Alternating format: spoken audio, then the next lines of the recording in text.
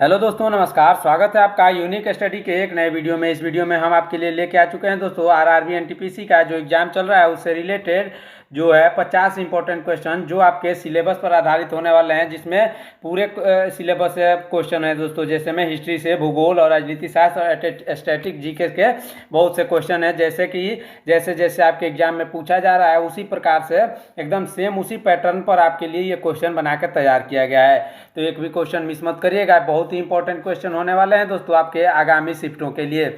तो एक भी क्वेश्चन बिना मिस किए पूरा सेशन जरूर कंप्लीट करिएगा।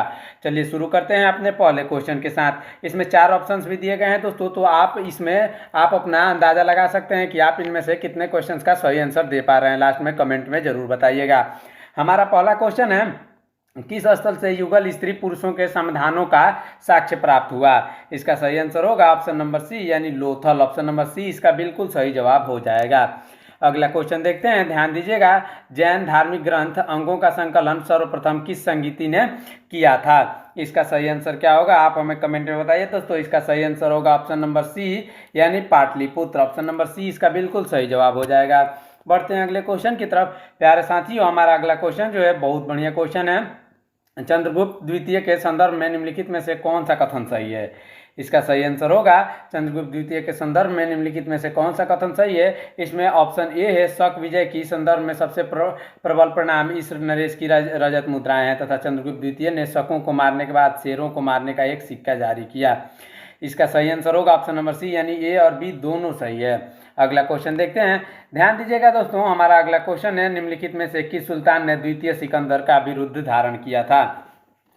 इसका सही आंसर ऑप्शन नंबर सी हो जाएगा यानी और अलाउद्दीन खिलजी इसका बिल्कुल सही आंसर हो जाएगा। आगे आने वाले क्वेश्चन बहुत ही इंपॉर्टेंट होने वाले हैं दोस्तों, तो एक भी क्वेश्चन मिस मत करिएगा। पूरा वीडियो शुरू से लेकर अंत तक जरूर देखिएगा। अगला क्वेश्चन देखते हैं, शिवाजी की राजस्व व्यवस्था में के संबंध में निम्नलिखित में से कौन सा कथन सही नहीं है? ऐसे क्वेश्चंस बहुत से पूछे जा रहे हैं दोस्तों। इसका सही आंसर होगा ऑप्शन नंबर बी यानी उपज का 30% राज्य का राजस्व था। अगला क्वेश्चन देखते हैं। हमारा अगला क्वेश्चन है, भारतीय राष्ट्रीय कांग्रेस के अधिवेशनों के लिए छुट्टियों का मनोरंजन अभिव्यक्तियों का प्रयोग किसने किया था? इसका सही आंसर होगा ऑप्शन नंबर बी यानी लोकमान्य तिलक ने कहा था कि ये छुट्टियों का मनोरंजन है। अगला क्वेश्चन देखते हैं, ध्यान दीजिएगा। हमारा अगला क्वेश्चन है, महात्मा गांधी ने भारत में अपना पहला जन भाषण कहाँ दिया था? ये इंपॉर्टेंट क्वेश्चन होने वाला है दोस्तों। इसका सही आंसर बीएचयू का उद्घाटन समारोह में महात्मा गांधी ने भारत में अपना पहला जन भाषण दिया था।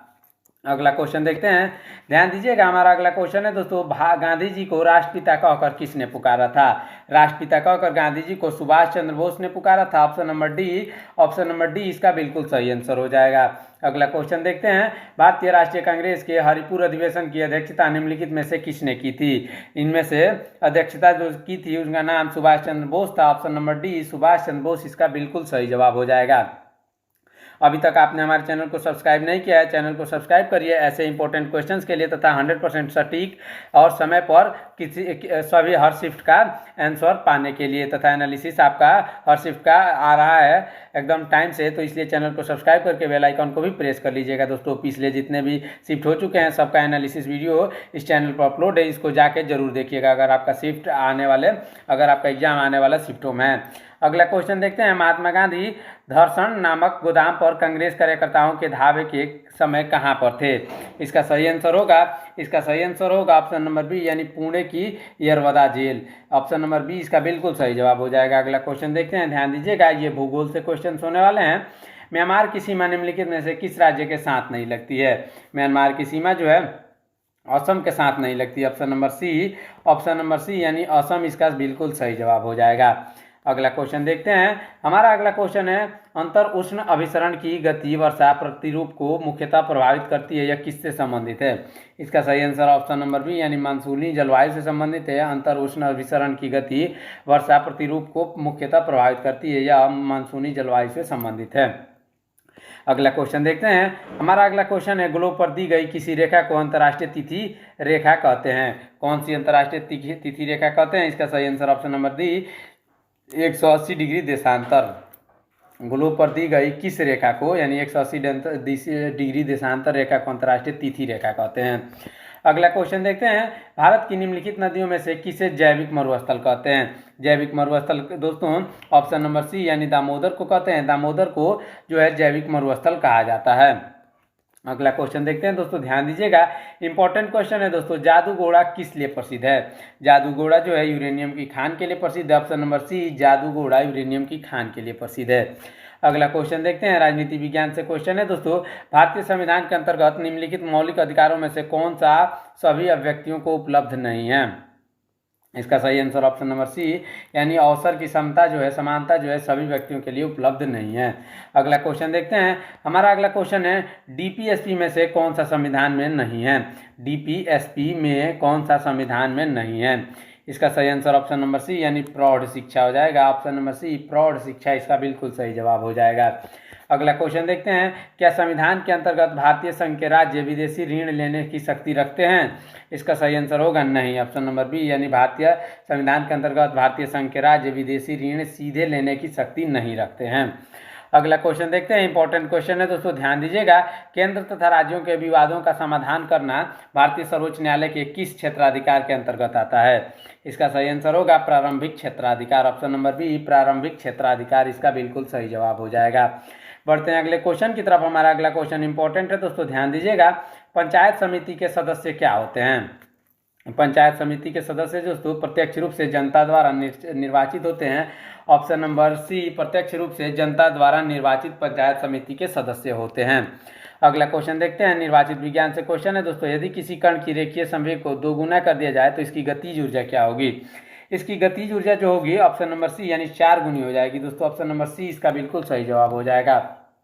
अगला क्वेश्चन देखते हैं, ट्रांसफार्मर क्या करता है? ये इंपॉर्टेंट क्वेश्चन है दोस्तों। ट्रांसफार्मर जो है क्या करता है? वो एसी वोल्टेज को उपचयन और अपचयन करता है। Option number C, AC voltage का उपचयन और अपचयन करता है। अगला क्वेश्चन देखते हैं, इंपॉर्टेंट क्वेश्चन है दोस्तों, ध्यान दीजिएगा, बेकिंग सोडा का रासायनिक नाम क्या है? बेकिंग सोडा का रासायनिक नाम सोडियम बाइकार्बोनेट है दोस्तों। Option number B, sodium bicarbonate इसका बिल्कुल सही जवाब हो जाएगा। अभी तक आपने हमारे चैनल को सब्सक्राइब नहीं किया है, चैनल को सब्सक्राइब करिए दोस्तों, ऐसे इंपॉर्टेंट क्वेश्चन पाने के लिए। तो साथ ही साथ हर शिफ्ट का एनालिसिस वीडियो 100% एक्यूरेट आ रहा है, तो आप उसको भी देखने के लिए चैनल को सब्सक्राइब करके बेल आइकन को भी जरूर प्रेस कर लीजिएगा। अगर आपका एग्जाम आने वाले शिफ्टों में है तो इसके लिए भी इंपॉर्टेंट है कि आप पिछले शिफ्ट जरूर देखें कि किस पैटर्न पर क्वेश्चंस पूछे जा रहे हैं। उसी पैटर्न पर हम आपके लिए क्वेश्चंस भी, महत्वपूर्ण क्वेश्चंस भी ला रहे हैं, इसलिए चैनल को सब्सक्राइब जरूर करिएगा। अगला क्वेश्चन देखते हैं, मनुष्य के शरीर का सबसे बड़ा अंग कौन सा है? मनुष्य के शरीर का सबसे बड़ा अंग जो है ऑप्शन नंबर सी, यानी त्वचा है। त्वचा जो है सबसे बड़ा अंग है। अगला क्वेश्चन देखते हैं, हमारा अगला क्वेश्चन है, निम्नलिखित में से किस रोग का प्रतिजैविक द्वारा निदान नहीं किया जा सकता? प्रतिजैविक द्वारा निदान जो है खसरा का नहीं किया जा सकता। ऑप्शन नंबर सी, खसरा इसका बिल्कुल सही जवाब हो जाएगा। अगला क्वेश्चन देखते हैं जो कि अर्थव्यवस्था से है दोस्तों। अगला क्वेश्चन है, भारत की 6वीं पंचवर्षीय योजना में किस पर सर्वाधिक व्यय किया गया था? सर्वाधिक व्यय जो किया गया था ऑप्शन नंबर सी, यानी ऊर्जा पर किया गया था। ऑप्शन नंबर सी इसका बिल्कुल सही जवाब हो जाएगा। ये पंचवर्षीय योजना से हर शिफ्ट में एक क्वेश्चन पूछा जा रहा है दोस्तों। पंचवर्षीय योजना में हर शिफ्ट में एक क्वेश्चन जरूर पूछा जा रहा है। अगला क्वेश्चन देखते हैं, अगला क्वेश्चन है, ध्यान दीजिएगा, भारत में प्रत्यक्ष कर रोड निम्नलिखित में से किससे संबंधित है?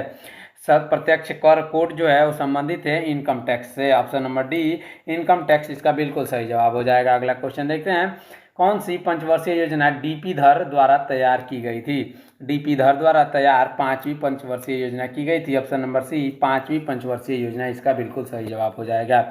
अगला क्वेश्चन देखते हैं, प्रधानमंत्री नरेंद्र मोदी जी ने किसानों के लिए प्रधानमंत्री किसान सम्मान निधि योजना किस राज्य से प्रारंभ की थी? ये इंपॉर्टेंट क्वेश्चन है दोस्तों। इसका सही आंसर ऑप्शन नंबर सी, यानी उत्तर प्रदेश से शुरू की थी दोस्तों। ऑप्शन नंबर सी, उत्तर प्रदेश इसका बिल्कुल सही जवाब हो जाएगा। अगला क्वेश्चन देखते हैं, किस अर्थशास्त्री ने अवसर लागत का सिद्धांत दिया? अवसर लागत का सिद्धांत जो है गॉटफ्रीड हैवलर ने दिया था दोस्तों। ऑप्शन नंबर सी, गॉटफ्रीड हैवलर ने दिया था। आप हमारे चैनल को सब्सक्राइब करिए दोस्तों, ऐसे इंपॉर्टेंट क्वेश्चन तथा सटीक एनालिसिस पाने के लिए। अब जीके से कुछ क्वेश्चन आ रहे हैं दोस्तों, ध्यान दीजिएगा। असम में मकर संक्रांति के दिन निम्नलिखित में से कौन सा त्यौहार मनाया जाता है? असम में जो है मनाया जाता है ऑप्शन नंबर बी, यानी माघ बिहू। माघ बिहू असम में मनाया जाता है। अगला क्वेश्चन देखते हैं, ध्यान दीजिएगा, भारत में राष्ट्रीय उपभोक्ता दिवस कब मनाया जाता है? ये इंपॉर्टेंट क्वेश्चन होने वाला है दोस्तों। भारत में राष्ट्रीय उपभोक्ता दिवस 24 दिसंबर को मनाया जाता है। ऑप्शन नंबर बी 24 दिसंबर इसका बिल्कुल सही जवाब हो जाएगा। अगला क्वेश्चन देखते हैं। हमारा अगला क्वेश्चन है, ओलंपिक पदक जीतने वाली पहली भारतीय महिला कौन है? ओलंपिक पदक जीतने वाली पहली भारतीय महिला कर्णम मल्लेश्वरी है। Option number C Karnam Malleswari इसका बिल्कुल सही जवाब हो जाएगा। ये इंपॉर्टेंट क्वेश्चन है दोस्तों, ध्यान दीजिएगा। बढ़ते हैं अगले क्वेश्चन की तरफ। हमारा अगला क्वेश्चन जो होने वाला है इंपॉर्टेंट क्वेश्चन है दोस्तों, भारतीय कृषि अनुसंधान परिषद का राष्ट्रीय केला अनुसंधान केंद्र कहाँ पर स्थापित किया गया है? राष्ट्रीय केला अनुसंधान केंद्र त्रिचुरापल्ली में स्थापित किया गया है। ऑप्शन नंबर बी त्रिचुरापल्ली इसका बिल्कुल सही जवाब हो जाएगा। अगला क्वेश्चन देखते हैं। राज्यसभा के सदस्य के रूप में मनोनीत होने वाली पहली महिला कौन थी? इसका सही आंसर होगा option number C Rukmini Devi Arundale. Option number C Rukmini Devi Arundale जो है राज्यसभा के सदस्य के रूप में मनोनीत होने वाली पहली महिला थी। अगला क्वेश्चन देखते हैं। इंपॉर्टेंट क्वेश्चन है दोस्तों, ध्यान दीजिएगा। निम्नलिखित में से कौन सा राज्य बांग्लादेश के साथ अपनी सीमा साझा नहीं करता? इसका सही आंसर ऑप्शन नंबर डी यानी मणिपुर जो है वो बांग्लादेश के साथ अपनी सीमा साझा नहीं करता। अगला क्वेश्चन देखते हैं। नॉर्वे की राजधानी कहाँ है? नॉर्वे की राजधानी जो है वो है Oslo. Option number C Oslo इसका बिल्कुल सही जवाब हो जाएगा। बढ़ते हैं अगले क्वेश्चन की तरफ। इंपॉर्टेंट क्वेश्चन है दोस्तों, ध्यान दीजिएगा। निम्नलिखित में से किसका कार्यकाल मुख्यमंत्री के रूप में सबसे कम अवधि का था? सबसे कम अवधि का कार्यकाल जो हरीश रावत का था दोस्तों। Option number B Harish Rawat इसका बिल्कुल सही जवाब हो जाएगा। अगला क्वेश्चन देखते हैं। शांति और विकास के लिए विश्व विज्ञान दिवस कब मनाया जाता है? शांति और विकास के लिए विश्व विज्ञान दिवस जो मनाया जाता है 10 नवंबर को मनाया जाता है। ऑप्शन नंबर बी इसका बिल्कुल सही जवाब हो जाएगा। अगला क्वेश्चन देखते हैं। निम्नलिखित में से कौन सा एक त्यौहार केरल से संबंधित नहीं है? केरल से जो संबंधित नहीं है वो लोसार है दोस्तों। ऑप्शन नंबर डी लोसार इसका बिल्कुल सही जवाब हो जाएगा। बढ़ते हैं अगले क्वेश्चन की तरफ। इंपॉर्टेंट क्वेश्चन है दोस्तों, ध्यान दीजिएगा, जो कि है 2 से 4 अप्रैल 2025 के बीच 6वें बिम्स्टेक शिखर सम्मेलन का आयोजन कहाँ पर किया गया?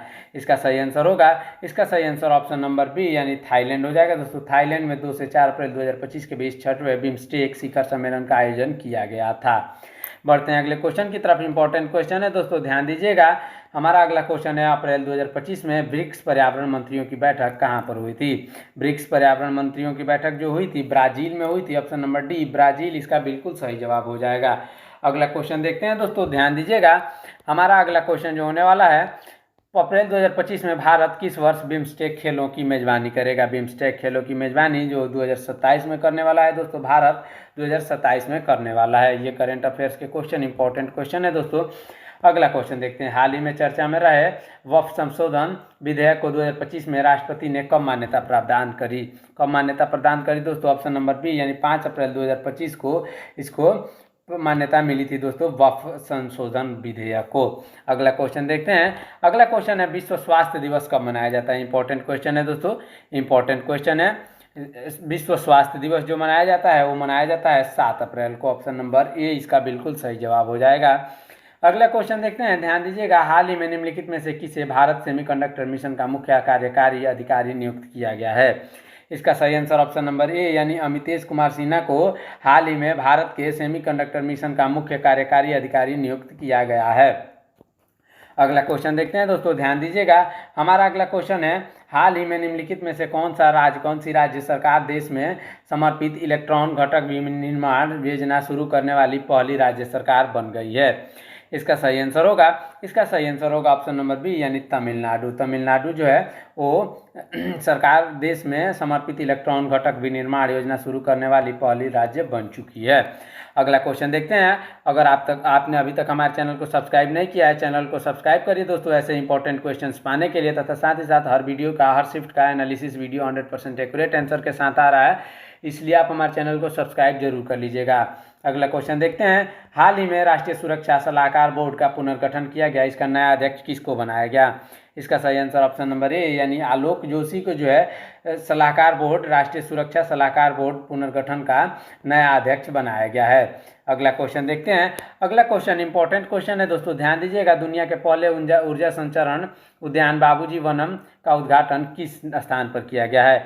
इसका सही आंसर हैदराबाद हो जाएगा दोस्तों। हैदराबाद में दुनिया के पहले ऊर्जा संचरण उद्यान यानी बाबूजी वनम का उद्घाटन किया गया है। कहाँ? हैदराबाद में। अगला क्वेश्चन देखते हैं। अगला क्वेश्चन हमारा 50 नंबर क्वेश्चन होने वाला है दोस्तों, जो कि इंपॉर्टेंट क्वेश्चन है, ध्यान दीजिएगा। हमारा अगला क्वेश्चन है, हाल ही में राष्ट्रीय विज्ञान दिवस 2025 का थीम क्या था? राष्ट्रीय विज्ञान दिवस 2025 का थीम स्वास्थ्य की शुरुआत और आशाजनक भविष्य था। ऑप्शन नंबर ए इसका बिल्कुल सही जवाब हो जाएगा। इस प्रकार हमारा ये 50 इंपॉर्टेंट क्वेश्चन जो कि आपके आरआरबी एनटीपीसी अंडर ग्रेजुएट से संबंधित था, ये यहीं पे समाप्त होते हैं तथा ऐसे इंपॉर्टेंट क्वेश्चंस और भी आने बाकी हैं। तब तक आप हमारे चैनल को सब्सक्राइब करिए। दोस्तों, आपका एग्जाम जिस भी शिफ्ट में है, हर शिफ्ट का अलग अलग वीडियो आ रहा है आपके एग्जाम से ठीक पहले, इसलिए चैनल को सब्सक्राइब जरूर कर लीजिएगा। मिलते हैं नेक्स्ट वीडियो में, तब तक के लिए रखिए अपना ख्याल। धन्यवाद। जय हिंद।